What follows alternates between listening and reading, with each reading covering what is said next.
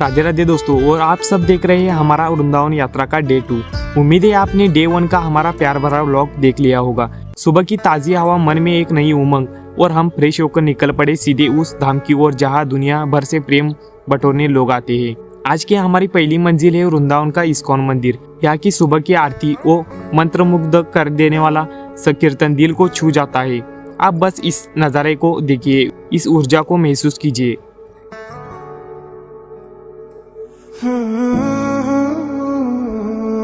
इस मंदिर का पूरा नाम है श्री कृष्ण बलराम मंदिर। इसे international society for Krishna consciousness ISKCON के संस्थापक श्रील प्रभुपाद ने बनवाया था। प्रभुपाद जी की समाधि भी इसी मंदिर परिसर में स्थित है। इस मंदिर में मुख्य रूप से 3 वेदी है। पहली वेदी पर श्री श्री कृष्ण बलराम जी विराजमान है। दूसरी वेदी पर श्री श्री राधा श्याम सुंदर और उनकी सखिया ललिता और विशाखा है।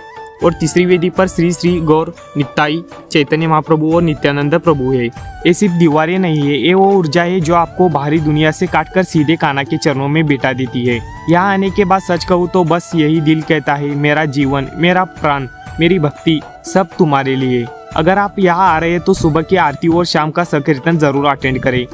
आपको सच में लगेगा कि आप किसी और ही दुनिया में आ गए हैं। इस मंदिर में आपको विदेशी भक्तों के उत्साह और समर्पण को देखने का भी मौका मिलेगा। इस्कॉन की दिव्यता से मन भरकर अब हम निकल पड़े हैं उस जगह की ओर जहाँ सेवा और प्रसाद का महासागर बहता है। हम पहुंचे श्री अनिरुद्धाचार्य महाराज जी के गौरी गोपाल आश्रम।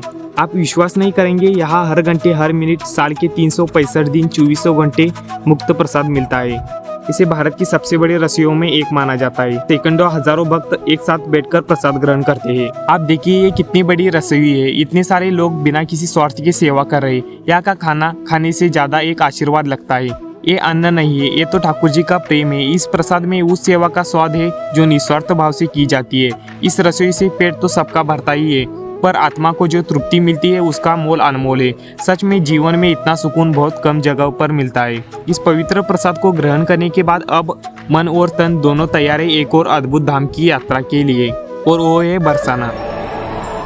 हम निकल पड़े हैं राधा रानी की जन्मभूमि की ओर। बरसाना ये वो पावन भूमि है जहाँ प्रेम की देवी ने अपना बचपन बिताया, जहाँ उनकी अलौकिक लीलाएं हुई।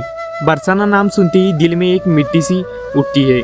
ये वो मिट्टी है जिसने राधा रानी के कोमल चरण स्पर्श किए हैं। यहाँ की हवा में आज भी वो प्रेम घुला हुआ है जो राधा और कृष्ण का था। बरसाना सिर्फ एक जगह नहीं है, ये प्रेम की परिभाषा है, ये भक्ति का शिखर है। दोस्तों, जब हम वृंदावन या बरसाना आते हैं तो मंदिरों की भीड़ उत्सव का रंग देखते हैं, लेकिन आज मैं आपको बरसाना की एक ऐसी जगह पर लेके आया हूँ जहाँ कदम रखते ही दिल और दिमाग को सुकून मिलता है। इस जगह का नाम पीली पोखर है, जिसे प्रेम से प्रिया कुंड भी कहते हैं। यहाँ की हवा में एक अजीब सी शीतलता है, एक धीमी मधुर पुकार है। आइए इस कुंड के इतिहास को जानते हैं और देखते हैं कि क्यों यह राधा रानी का इतना प्रिय स्थान था। इस कुंड के नाम में ही पूरी कहानी है। इसे पीली पोखर इसलिए कहते हैं क्योंकि एक बार जब राधा रानी नंदगांव में यशोदा मैया से मिलकर आई तो यशोदा मैया ने स्नेहवश उनके हाथों पर हल्दी पीली लगा दी थी। जब किशोर जी यानी राधा रानी बरसाना लौटी तो उन्हें संकोच हुआ कि ये पीले हाथ देकर सखिया क्या कहेगी, और तभी उन्होंने पास के ही इस सरोवर में अपने हाथों को धोया। कहते हैं उनके हाथों से हल्दी घुलकर पूरे कुंड को पीला कर गई, इसलिए नाम पड़ा पीली पोखर। यह कुंड केवल पानी का तालाब नहीं है, यह प्रेम, संकोच और सरलता का एक पल का साक्षी है। मंदिरों की भव्यता अपनी जगह, लेकिन इस कुंड की सरलता यही तो प्रेम की पराकाष्ठा है। श्री राधा रानी जो पूरे ब्रज की स्वामिनी है, वो भी अपने हाथ धोने के लिए किसी महल के सरोवर में नहीं बल्कि यहाँ इन पीलू वृक्ष के बीच आई। यह हमें सिखाता है कि सच्चा सुख और सुकून आडंबर में नहीं, नितांत सादगी में छिपा है। इस सादगी को अपने जीवन में उतारने की प्रेरणा मिलती है यहाँ। तो दोस्तों, जब भी आप बरसाना आइएगा, राधा रानी जी मंदिर दर्शन करने के बाद कुछ समय निकालकर प्रिया कुंड पर जरूर बैठिएगा। प्रिया कुंड की शांति को अपने भीतर समेटकर अब हम निकल पड़े हैं लाडली जी के मंदिर यानी कि श्री राधा रानी जी के मंदिर की ओर। उसके लिए हमें चढ़नी होगी बरसाना की ये लंबी लंबी सीढ़ियाँ। ये सीढ़ियाँ ये सिर्फ पत्थर की सीढ़ियाँ नहीं है, ये तो हमारे प्रेम की परीक्षा है। आप देख सकते हैं कितनी भीड़ उमड़ पड़ी है। श्री जी की एक झलक दिख जाए तो जीवन धन्य हो जाता है। हालांकि हमें इस भीड़ में पता ही नहीं चला, लगभग 200 से ज़्यादा सीढ़ियाँ हमने चढ़ ली। अब हम मंदिर के बिल्कुल पास है। ये देखिए ऊपर से पूरे बरसाना का कितना अद्भुत नज़ारा दिख रहा है। और आखिरकार हम पहुंचे हैं लाडली जी मंदिर। हमारी राधा रानी के दर्शन के लिए यहाँ श्री जी को लाडली जी या राधा रानी कहा जाता है। बस अब और कुछ कहने को नहीं है। इन चरणों को देखते ही जीवन के सारे प्रश्न खत्म हो जाते हैं। ये वो पल है जब आंखें बंद करने का मन नहीं करता, बस उस रूप को मन में बिठा लेना है। श्री जी आप कितनी सुंदर हो, आपकी इस मुस्कान में ही पूरे ब्रह्मांड का सुख समाया हुआ है। मैंने आपको देखा नहीं पर आपको महसूस किया है। सच कहूँ तो यही तो सच्चा प्रेम है जिसकी हमें तलाश थी। आंखों से आंसू नहीं, ये तो हृदय का धन्यवाद है। और इतनी भक्तों की भीड़ में हमें श्री जी की प्रसादी माला मिली है। यह माला साक्षात लाडली जी का आशीर्वाद है। ये माला प्रमाण है कि मेरी राधा रानी ने मुझे अपनी सेवा में स्वीकार कर लिया है। अब ये यात्रा खत्म नहीं हुई। ये माला अब हमें याद दिलाएगी कि हमें प्रेम के मार्ग पर ही चलना है। बहुत बहुत धन्यवाद राधे।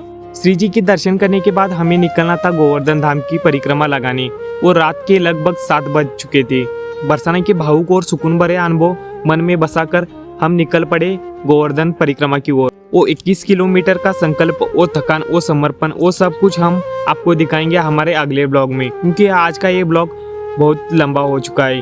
पर हाँ, आप बस हमारे साथ बने रहिए, ये प्रेम की यात्रा अभी जारी है। तो दोस्तों, कैसा लगा आपको हमारा Vrindavan Barsana blog day 2? ISKCON के दर्शन, गौरी गोपाल आश्रम का प्रसाद, प्रिया कुंड की शीतलता और श्री जी के अलौकिक दर्शन। आज का दिन सच में यादगार रहा।